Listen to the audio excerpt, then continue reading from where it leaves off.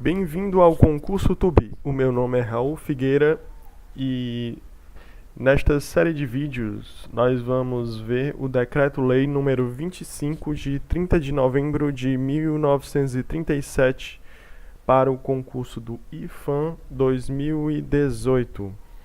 Vou separar basicamente essa série de vídeos em três vídeos, três partes. Eu agradeceria muito que vocês pudessem curtir esse vídeo e se inscrever no canal para que vocês possam acompanhar as demais vídeos voltados para o concurso do IFAM 2018. Bem, nessa série de vídeos nós vamos ver esse Decreto-Lei número 25 de 37 e ele é dividido em 3 capítulos. Eu errei aqui, tem o capítulo 1, 2 e o terceiro, né? O primeiro trata do patrimônio histórico e artístico nacional, o segundo trata de tombamento e o terceiro trata de efeitos do tombamento.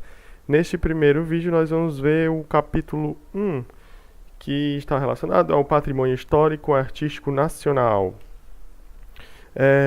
Antes de começar o estudo e a análise dos artigos deste decreto-lei, é importante entender o que é o SPAN. O concurso é para o IFAM, mas neste decreto fala-se muito do SPAN, que é o Serviço ao Patrimônio Histórico e Artístico Nacional. O SPAN nada mais é que o próprio IFAM. Acontece que é um nome antigo dele. Essa lei é de 1937, na época em que Getúlio Vargas era o presidente do Brasil. E o nome do IFAM era esse na época. Depois desse nome de Serviço ao Patrimônio Histórico e Artístico Nacional, o próprio IFAM já passou a ser departamento, depois virou instituto, depois virou secretaria e finalmente, atualmente, né, ele é conhecido como IFAM ou IPAM, que é o Instituto do Patrimônio Histórico e Artístico Nacional. Mas nós vamos fazer a leitura então desse decreto-lei que é antigo, de 1937. Então, toda vez quando você ouvir falar em Serviço ao Patrimônio Histórico e Artístico Nacional, ou SPAN, tente entender que, na verdade, ele está falando do IFAM, do próprio IFAM. Bem, vamos para o artigo 1º, que neste vídeo, como eu já falei, vai tratar apenas do patrimônio histórico e artístico nacional.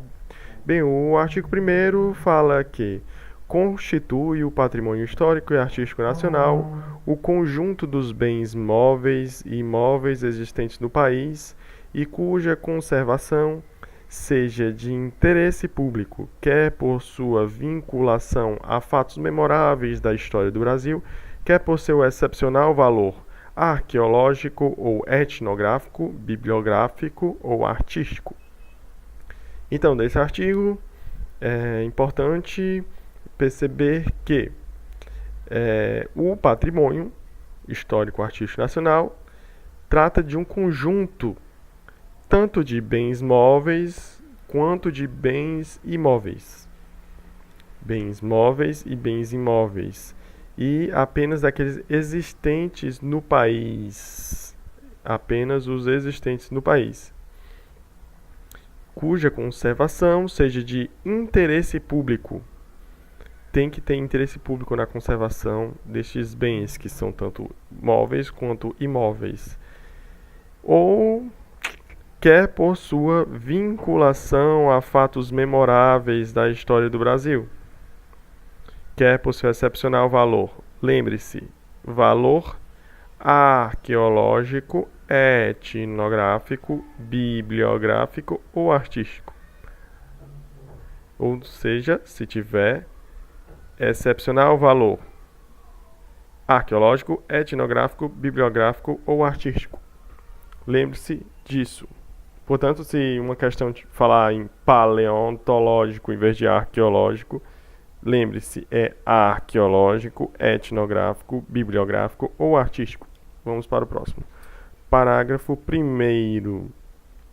Os bens a que se refere o presente artigo só serão considerados parte integrante do patrimônio histórico e artístico nacional depois de inscritos separada ou agrupadamente num dos 4 livros do tombo, de que trata o artigo 4º desta lei.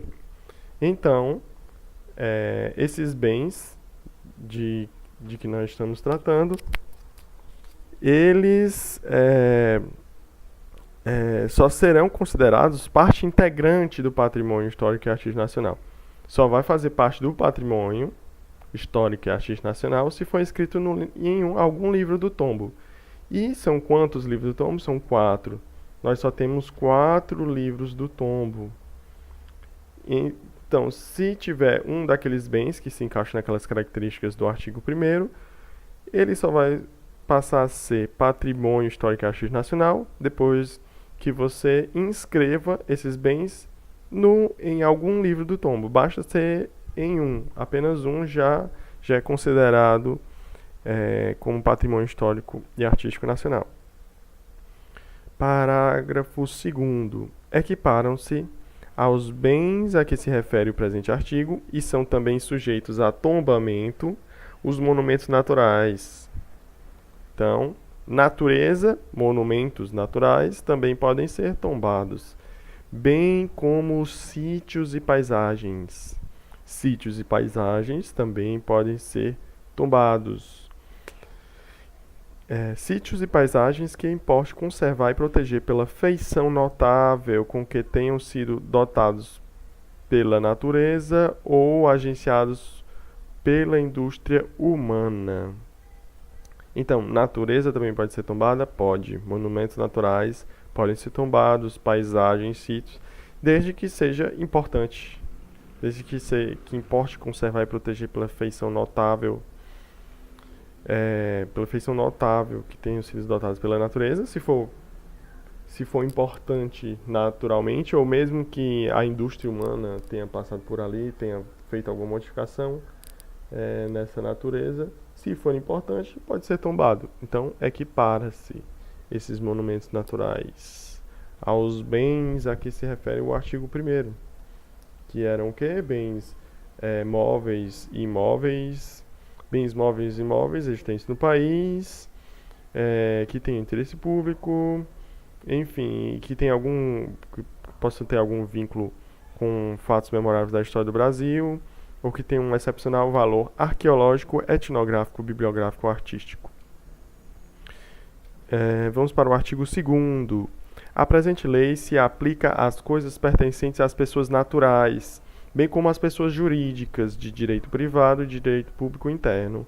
Então, se for um bem pertencente a uma pessoa física, uma pessoa natural, como você tem uma casa que é antiga e ela se enquadra com a possibilidade de ser tombada, então ela pode ser tombada, já que você é pessoa física.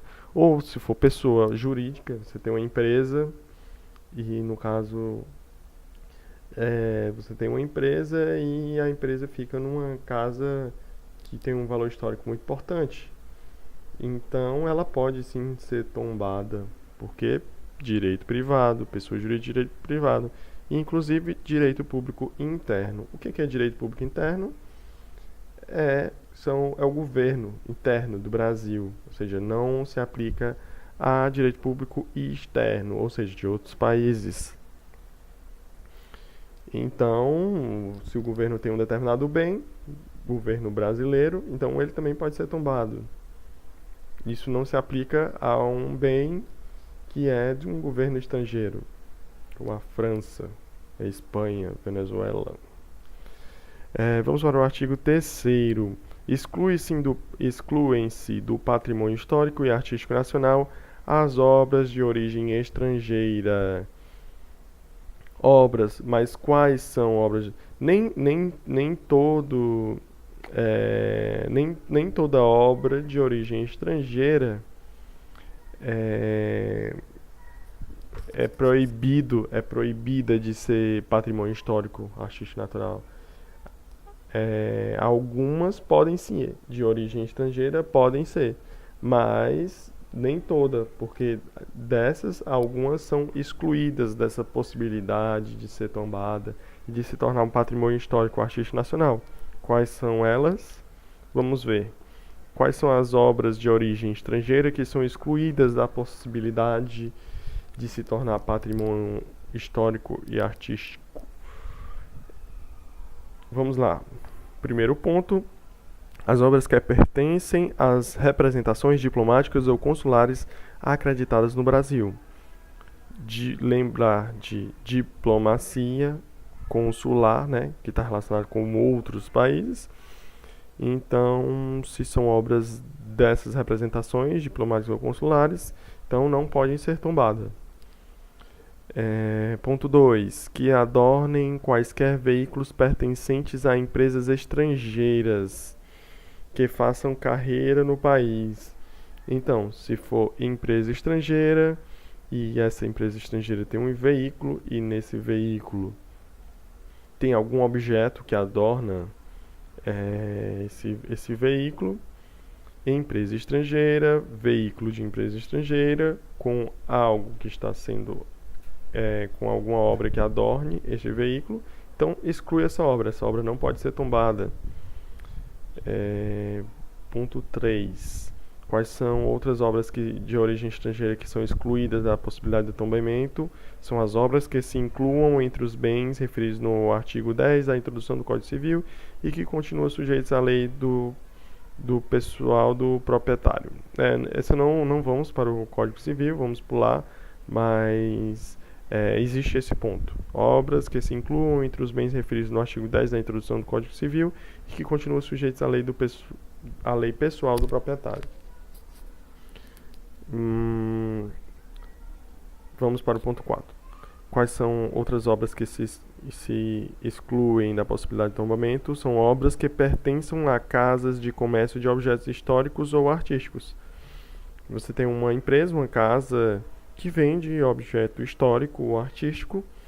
Então, se tem objeto histórico lá, e com certeza tem, já que ela trabalha com isso, e essa obra é de origem estrangeira, né, já que esse artigo só trata de obras de origem estrangeira.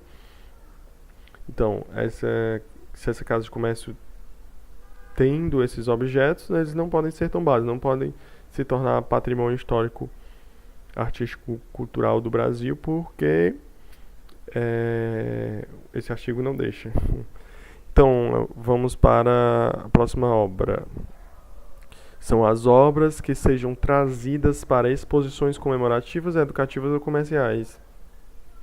Então, alguma empresa organiza de fora, vem aqui e traz para mostrar uma exposição aqui no Brasil, uma exposição comemorativa, educativa ou comercial.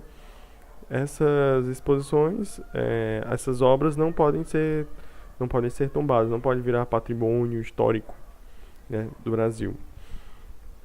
Sexto ponto: as obras que sejam importadas por empresas estrangeiras expressamente para adorno dos respectivos estabelecimentos. Então, obras importadas por empresas estrangeiras.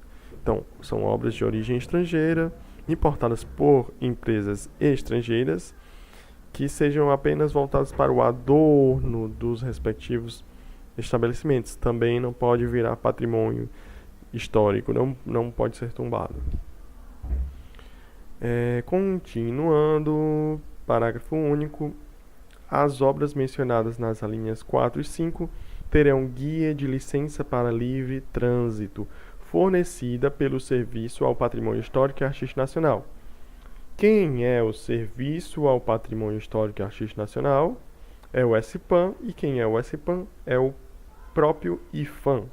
Então, o IPHAN vai fornecer uma guia de licença para livre trânsito de quais obras? Das alíneas 4 e 5, que nós acabamos de ler. E quais são essas obras? São as que pertencem a casas de comércio de objetos históricos e artísticos, e as que sejam trazidas para exposições comemorativas, educativas ou comerciais. Ou seja, vem fazer uma exposição aqui no Brasil, que seja comemorativa, educativa, comercial, então você pode entrar em contato com o IFAM e pedir essa guia de licença para livre trânsito dessas obras.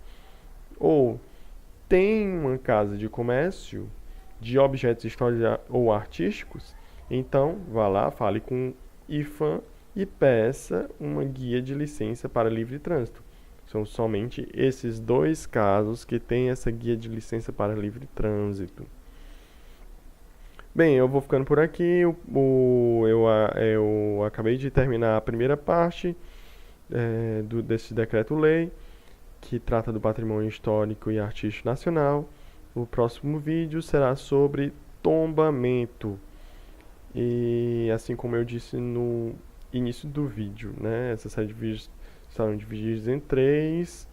Então eu espero que tenham gostado. Por favor, se inscrevam no canal para que vocês possam acompanhar os demais vídeos e para que você e eu desejo que esses vídeos possam lhe ajudar bastante na sua aprovação deste concurso do IFAM 2018.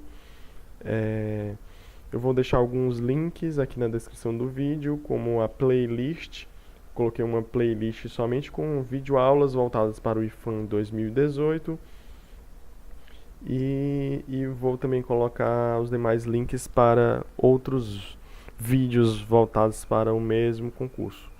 Então, espero que tenham gostado. Não esqueçam de se inscrever no canal. Falou!